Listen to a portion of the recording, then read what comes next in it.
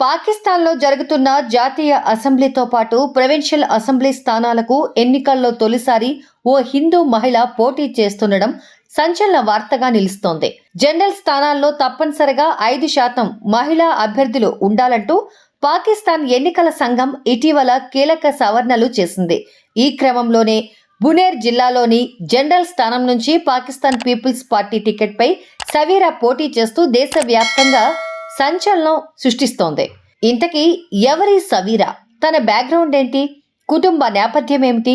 రాజకీయంగా పోటీ చేసేంత ధైర్యం ఎక్కడిది? ఒకసారి సవీరా గురించి వివరాలు తెలుసుకుందాం.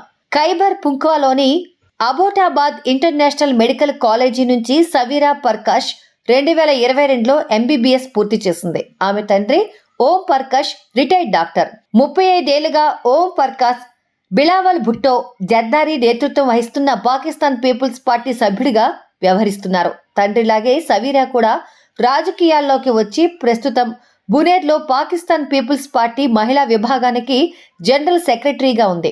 ఫిబ్రవరి 8న జరుగుతున్న సార్వత్రిక ఎన్నికల్లో దాదాపు 28,600 మంది పోటీ చేస్తుండగా ఇందులో దాదాపు 3,000 మంది మహిళలు ఉన్నారు. అయితే హిందూ కమ్యూనిటీకి చెందిన ఏకైక మహిళ సవీరానే. బునేర్ నుంచి సార్వత్రిక ఎన్నికలకు పోటీ చేస్తున్న తొలి మహిళ కూడా ఈమె కావడం విశేషం. బునేర్ జిల్లా నుంచి PK 25 స్థానానికి ఆమె నామినేషన్ దాఖలు చేసింది.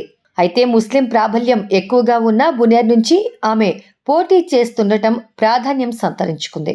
దీంతో ఆమెకు పలువురు మానవ హక్కుల కార్యకర్తలు, సోషల్ మీడియా ఇన్ఫ్లుయెన్సర్లు మద్దతుగా నిలుస్తున్నారు. తన తండ్రి, తాను పనిచేసే పార్టీ నుంచే సవీరా ఎన్నికల్లో నిలబడింది. పార్టీ మద్దతు కూడా పుష్కలంగా ఉంది. కాబట్టి ఒకవేళ తాను గెలిస్తే మరింత సంచలనంగా మారుతుంది.